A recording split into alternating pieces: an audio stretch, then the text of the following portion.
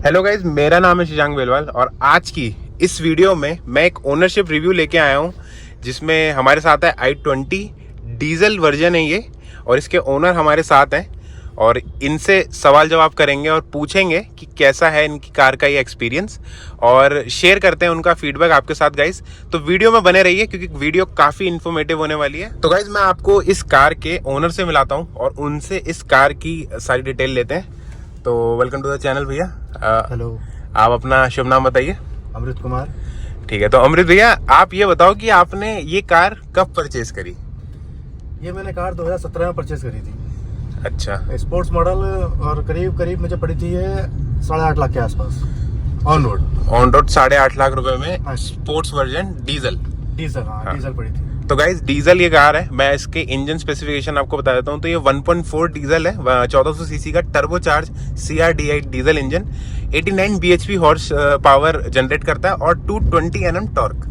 तो उस हिसाब से ये कार काफ़ी पावरफुल हो जाती है। अब हम ओनर से पूछते हैं। तो भैया आप बताइए कि आपका एक्सपीरियंस कैसा है इस कार के साथ? 2017 से करीब मैं गाड़ी चला रहा हूँ ये। हाँ। और करीब मैंने 82,000 के आसपास गाड़ी चला दी है ये। 82,000 के करीब आपने कार ये चला दी है? 82,000 के करीब मैंने ये गाड़ी चलाई है और अभी तक का एक्सपीरियंस मुझे अभी तक गाड़ी में कोई दिक्कत नहीं लगी। फर्स्ट क्लास चल रही है और आज भी ऐसा चलता है जैसे मैंने फर्स्ट टाइम गाड़ी परचेज करी थी। आज भी वैसे ही परफॉर्म कर रही है। तो अमृत जी, ऐसा आपने इसको 82,000 चला दिया, कार का अच्छे से एक्सपीरियंस है आपको, इधर उधर आगे पीछे सब पता है। तो इतने साल से आप कार चला रहे हैं और आपका रन भी काफी है जैसे हम देख रहे हैं 4-5 साल में। तो पेट्रोल की तरफ नहीं डीजल ही क्यों? और डीजल सिर्फ 10 साल की आरसी के साथ आता है, तो आपने डीजल ही क्यों ऑप्ट करी? डीजल इसलिए करी कि पेट्रोल में जो मुझे परफॉर्मेंस कार के अंदर चाहिए थी वो परफॉर्मेंस मुझे नहीं मिल पा रही थी। अच्छा, डीजल को मैंने ट्रायल लिया इसका और मुझे गाड़ी काफ़ी मेरे कंट्रोल में दिखाई दी। मैंने गाड़ी लेने से पहले टेस्ट ड्राइव भी किया। अच्छा, पेट्रोल का और डीजल का दोनों का। अच्छा। मगर मुझे डीजल ज़्यादा मुझे कंफर्ट जोन में दिखाई थी और मुझे जो गाड़ी के अंदर परफॉर्मेंस और उसका जो ड्राइविंग कंट्रोल है वो मुझे डीजल के अंदर ज़्यादा बेस्ट लगा। तो गाइज मैं आपको हमारे भैया का एक ड्राइविंग नेचर बताता हूँ। तो पहले आप ये बताइए कि आप गाड़ी खींच के चलाते हैं या सॉफ्ट पैरों से चलाते हैं या फिर थोड़ा सा कंडीशनल है? अच्छा, वो अगर जैसे जरूरत पड़ती है तो सॉफ्ट स्मूथ भी चलाते हैं। अच्छा। जहाँ रश की जरूरत पड़ती है तो रश में ही परफॉर्म करती है मगर पेट्रोल नहीं कर पाती।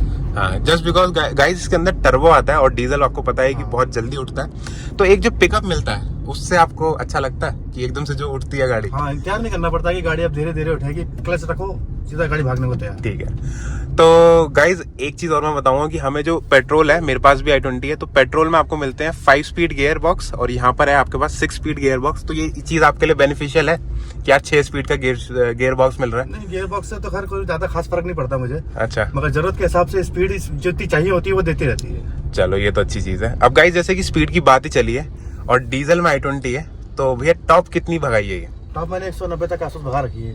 तो गाइज 190 तक ये कार चल सकती है ताज एक्सप्रेसवे पे। ताज एक्सप्रेसवे पे।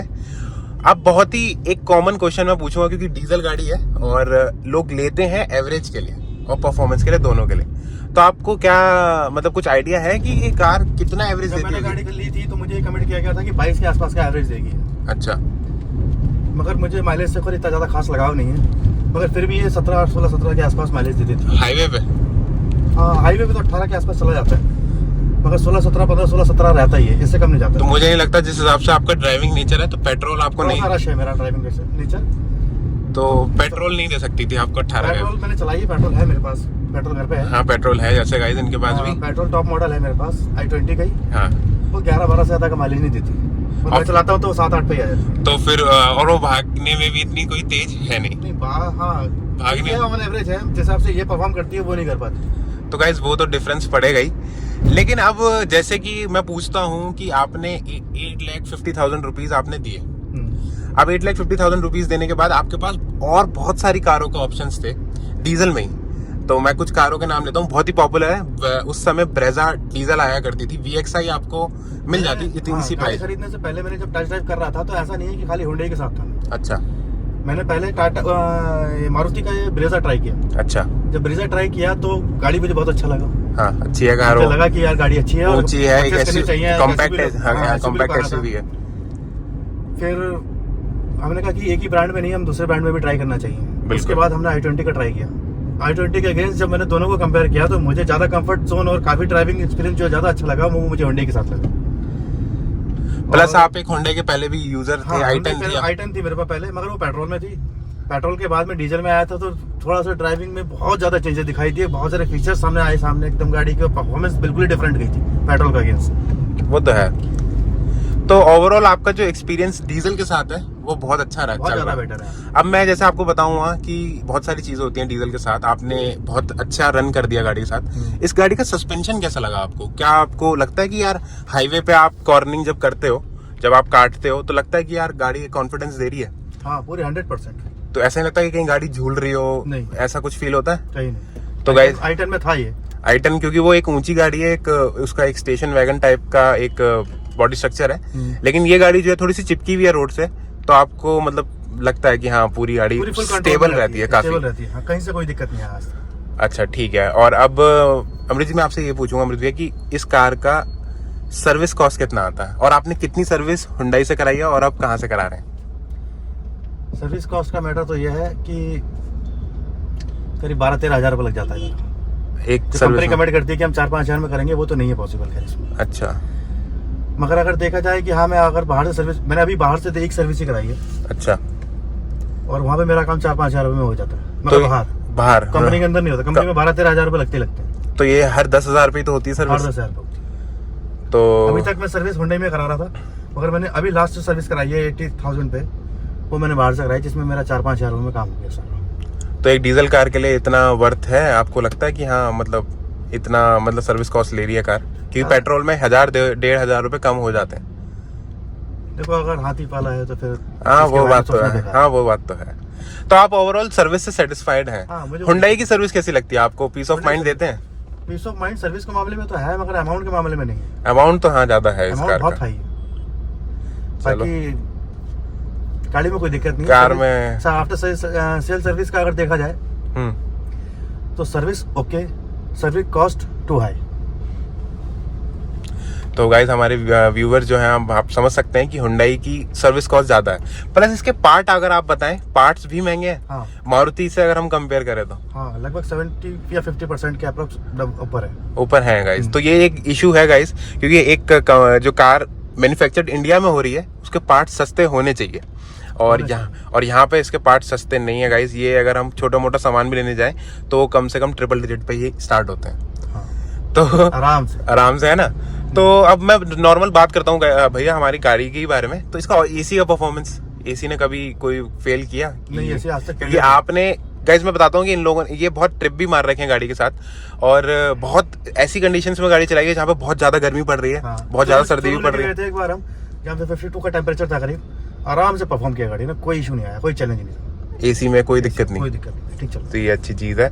और जैसे कि आपको बताया कि 180 तक चला दिया गाड़ी, तो 180 प्लस ही गया था, 190 के करीब। वैसे हम अपने बताएंगे व्यूअर्स को कि नहीं चलानी चाहिए इतनी तेज कार, इतनी तेज उस समय कार नहीं थी। हाँ उस समय, अब तो खैर नहीं चलानी चाहिए। एक ही बार ट्राई किया था कि टॉप कहां तक जाएगी, उसके बाद भी मुझे लग रहा था कि चली जाएगी, मगर मेरा कॉन्फिडेंस थोड़ा डाउन हो गया था कि नहीं 180 बहुत है, 180 प्लस जैसे जा रही थी तो डाउन कर दिया था कि नहीं इतना चला गया बहुत है। हाँ तो ये तो अच्छी चीज है कि आप रुक गए, लेकिन मेरा कहने का मतलब हम अपने नॉर्मल स्पीड पे आ गए थे, 100 या 120 के अप्रोक्स चल रहे थे, वही चलते रहे। तो ये चीज अच्छी है। अब जैसे कि इन्होंने इतनी हाई स्पीड में चला रही है, और हमारे भैया बता रहे हैं कि स्पीड जो थी इतनी हाई स्पीड में भी गाड़ी काफी स्टेबल थी, बहुत स्मूथ, कोई इश्यू नहीं था। तो आपने अब जैसे इस हिसाब से इतना पैसा डाला, तो वर्थ समझते हैं आप अपना कि यार मैंने इतना पैसा लगाया, मेरे को वर्थ है कार में लेना इतना? हाँ मुझे लगता है कि ठीक है, कोई इशू नहीं। मैंने ऐसा लगता है कि 8.5 लाख रुपए शायद वसूल भी कर लिया। अच्छा, तो जैसे कि आपने इसके टायर वायर अभी चेंज कराए हैं? हाँ एक बार चेंज करा चुका। तो आपका टायर चेंज कराने में कितना खर्चा आया था? 16,000 रुपए के आसपास खर्चा आया था चारों टायर का। अब गाइस इसके अंदर आते हैं 15 इंच के अलॉय व्हील, 16 इंच आते हैं टॉप एंड में, 16 इंच के, 15 इंच आते हैं इसके स्पोर्ट्स और मैग्ना वेरिएंट में। और अब जैसे कि उस समय मैं इतना जानता हूँ कि 17 में, अगर 2017 में अगर आप पेट्रोल में वो लेते स्पोर्ट्स, तो आपको बहुत अच्छे अच्छे फीचर्स मिलते हैं। जैसे कि अब मैं आपको बताता हूँ कि आपके गाड़ी में स्टीयरिंग एडजस्ट करने का ऑप्शन नहीं है, आपकी कार में कैमरा नहीं है जो कि ORVM में आता था, जो कि पेट्रोल में होता था, पार्किंग सेंसर्स नहीं है। तो आपको मतलब कैसा फील होता है कि हाँ यार क्यों काटे कंपनी में फीचर्स, पैसा तो पूरा ही लिया है, तो फीचर्स होने चाहिए थे, नहीं होने चाहिए थे? नहीं, मैं आता हूँ, एक बेसिक सा लॉजिक था, ये था कि जब गाड़ी खरीदनी थी तो फिर फ्यूचर नहीं देखने। हाँ वो तो मैं समझता हूँ, आपने इंजन के पैसे दिए। ऐसा कोई फील नहीं हुआ कि मुझे कि उसमें फीचर इसमें है तो इसमें क्यों नहीं है। हाँ वो तो है, लेकिन जैसे कि अब मैं नोटिस करता हूँ क्योंकि हमारे घर में है 17-18 की का। अभी हमने गाड़ी दोबारा से i10 ली है, अभी स्पोर्ट्स ली है। हाँ अभी करीब 1 महीने पहले ली है, दोबारा से ली है क्योंकि गाड़ी में परफॉर्मेंस पसंद आई। और पेट्रोल लिया है इस बार तो, क्योंकि डीजल का बड़ा प्रॉब्लम चल रहा है, डीजल मिलती नहीं गाड़ी अब, तो डीजल ही लेते। तो अभी 1 महीने पहले लिया है i10 grand i10 news sports. तो उसमें सारे फीचर हैं जो बता रहे हैं। अब तो उसका 4-6 बैग एयरबैग के साथ आ रहा है वो। हाँ तो ये गाइस बहुत सारे फीचर्स अब दे दिए हैं, काफी कुछ चेंज आ गया है। टायर प्रेशर आ रहा है गाड़ी, टायर प्रेशर आ रहा है, सही बात है। लेकिन जैसे इस बात में अगर मैं इस पर्टिकुलर गाड़ी की बात करूँ, ये टॉप से एक नीचे है, तो उस हिसाब से इसके अंदर हमें पार्किंग सेंसर्स ये सब होना चाहिए। इसके अंदर हमें गाइस डुअल एयरबैग मिल जाते हैं, तो सेफ्टी से कहीं कॉम्प्रोमाइज नहीं किया गया। लेकिन हाँ थोड़े बहुत फीचर से कॉम्प्रोमाइज किया। लेकिन चलो, क्योंकि हमारे जो भैया है वो है driving oriented, performance oriented person है, तो इसके लिए उनको मुझे नहीं लगता कि ये सब चीजें मैटर करती हैं। और पार्किंग सेंसर्स का भी आपको कोई यूज नहीं, क्योंकि गाड़ी इतने अच्छे से पहचान ली है कि इनको पता है कि कार कहाँ जा रही है, कहाँ, इतना एक्सपीरियंस है कार के साथ। तो अब मैं आपसे एक चीज पूछूंगा, अब 10 साल की इसकी आरसी है। हाँ यूटर्न 10 साल की इसकी आरसी है। 2017 से अब गाड़ी को हो गए 6 साल, 4 साल बचे हैं इसके। अब आपको मूव तो करना ही है, कौन सी कार की तरफ मूव करेंगे और उसका रीजन क्या रहेगा? अभी मूव करने का विचार तो है, मगर अभी कुछ इस बात में सोचा नहीं है कि कौन सी गाड़ी स्विच करेंगे। हो सकता है दोबारा से i20 पे ही आ जाए। अच्छा, लेकिन अब वो डीजल में तो अब वो खैर अवेलेबल नहीं है। अगर आपको डीजल में जाना है तो फिर आपको महिंद्रा की तरफ ही जाना पड़ेगा। तो आपका ऐसा प्लान नहीं है कि आप कॉम्पैक्ट एसयूवी की तरफ जाएं, एक हैचबैक को छोड़ के 300 एक्सयूवी 300 की तरफ जा सकते हैं। एक्सयूवी 300 की तरफ अगर आपको जाना है तो मतलब इस कार से तो वो थोड़ी सी हाँ बेटर ही है। तो मैं बस यही अपने व्यूवर्स को बताना चाहता हूँ कि अगर आपको कार चेंज करनी है तो आप इसके अलावा मतलब कुछ एक्सयूवी 300 की तरफ जा सकते हैं। और जब भी गाड़ी स्विच करेंगे तो इस बार थोड़ा सा और करेंगे, सर्च करेंगे, फिर देखेंगे गाड़ी कौन सी फाइनल करेंगे। मगर अभी कुछ कमेंट नहीं है कि गाड़ी कौन सी स्विच करने वाले हैं। आप मतलब हुंडई की तरफ भी वापस मतलब क्रेटा भी ले सकते हैं। क्रेटा भी ले सकते हैं, क्योंकि क्रेटा भी गाइस हमारे फैमिली में है और हमने चलाई है क्रेटा। तो क्रेटा भी डीजल में है, तो डीजल में काफी अच्छा रन है उसका भी। लेकिन अगर हम बात करें कि डीजल गाड़ी इसकी मतलब i20 के बारे में, तो i20 ने तो मतलब खैर दिल ही जीत रखा है, क्योंकि ये चलने में लिटरली बहुत अच्छी कार है। परफॉर्मेंस इसकी बहुत अच्छी है। और जैसे कि मैंने आपको बताया कि इनका अभी प्लान तो नहीं है, लेकिन जैसे ही अभी चेंज करेंगे तो ऑब्वियसली एक कॉम्पैक्ट एसयूवी की तरफ ही इंसान जाएगा। तो गाड़ी तो बड़ी ही आएगी, तो वो एक्सयूवी 300 और या फिर क्रेटा की तरफ जा सकते हैं। अब मैं बात करता हूँ कि अभी रिसेंटली हमने इस कार के रेट लगवाए थे, तो आपको क्या रेट मिल रहे हैं इस कार के, आप बताना चाहेंगे हमारे व्यूवर्स को? 2017 मॉडल के हिसाब से मैंने इसकी वैल्यूएशन कराई थी, तो 5.5-6 लाख के आसपास मुझे रेट मिला। 5.5 के आसपास ही मिला था, 6 लाख भी नहीं गया था। 5.5 लाख रुपए आपको मिल रहे थे। और जिसमें आपने कार 70-80 हजार चला रखी थी उस समय? उस समय जिस समय रिवॉल्यूशन कराई थी उस समय 70-75 हजार के आसपास चली हुई थी। तो चल गई है। आपको ये प्राइस कैसा लगा? ठीक ही था। ठीक ही है, मतलब इतना रन करने के बाद मेरे ख्याल से हाँ पैसा तो वसूल हो ही गए। ठीक है, अगर सोचता बेचने को तो बेच सकता था, मगर नहीं बेच सकता। गाड़ी ठीक चल रही है, गाड़ी में कोई इशू नहीं है।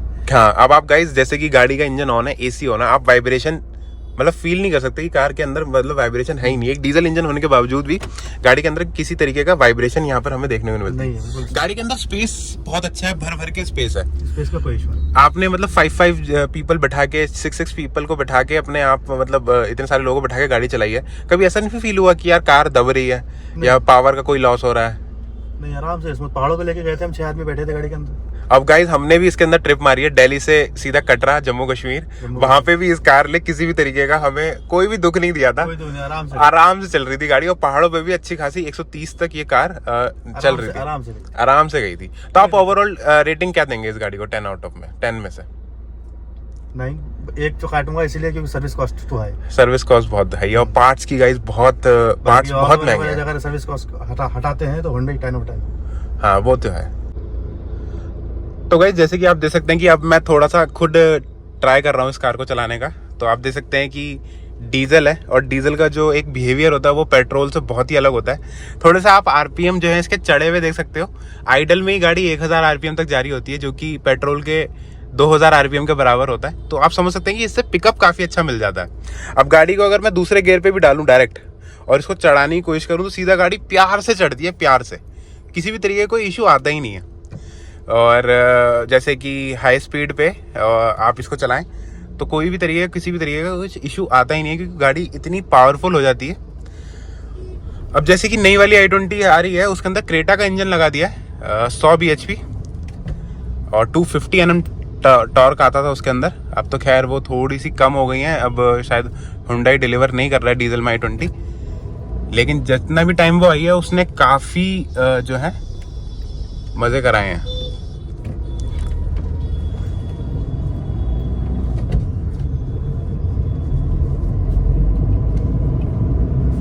जैसे इसका टर्बो फुल होगा सीधा गाड़ी पिकअप देती है। थोड़ा सा हाँ नॉइजी हो जाता है इंजन, लेकिन जब आपको गाड़ी परफॉर्मेंस देना तब कुछ भी मैटर नहीं करता। It will give you a big smile on your face, that's it. गाड़ी ऐसी होनी चाहिए ना, क्यों भैया? Good i20, I love this. ये अच्छी चीज़ है। तो गाइस ओनर जो है वो बहुत ही खुश है। और बस ओनरशिप रिव्यू आपको अच्छा लगा तो मैं और भी ऐसे बहुत सारे ओनरशिप लेके आता रहूंगा इन्हीं के साथ, क्योंकि भाई के पास बहुत सारी गाड़ियां हैं। तो चैनल को सब्सक्राइब कर लीजिए। अगर वीडियो हेल्पफुल लगे तो लाइक शेयर एंड सब्सक्राइब, और बस इसी तरीके से सपोर्ट करते रहिए guys. Thank you for watching.